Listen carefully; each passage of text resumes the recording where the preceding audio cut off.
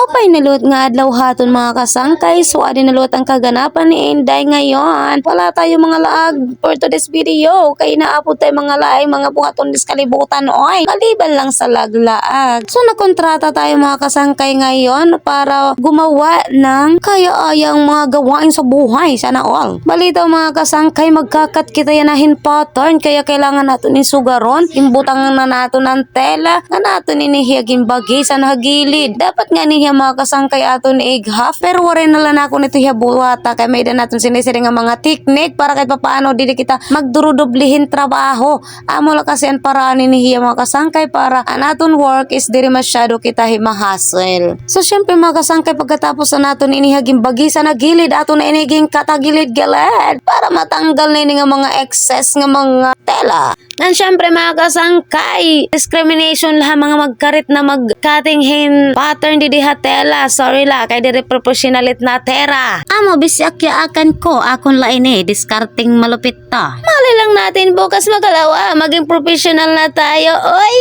sana all. Syempre, ambisyosang pala kasi Inday ninyo, kaya ging kakaritan ta kay di kita professional. Makuri magkasayop kay makuri liwat pagka pumalit kita en tela, kay mahalit tela yan ang makasangkay, kay di rin ni aton. Kinsusugula kita.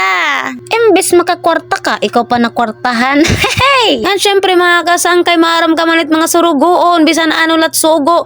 Aton inibubuhaton, kay syempre di rin kinisinisiri nga libre, kay natural ito.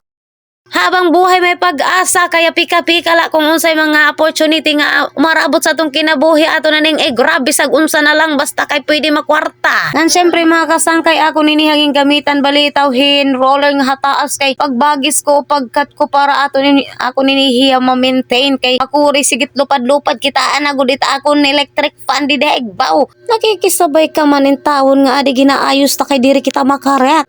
Kaya kaptantanin maupay para maging okay and the best. So yan ang mga kasangkay, tapos na natong pagkatingan pattern. Thank you for watching. Bye bye. God bless us all. Sana may natutunan naman kayong kalaman sa akin.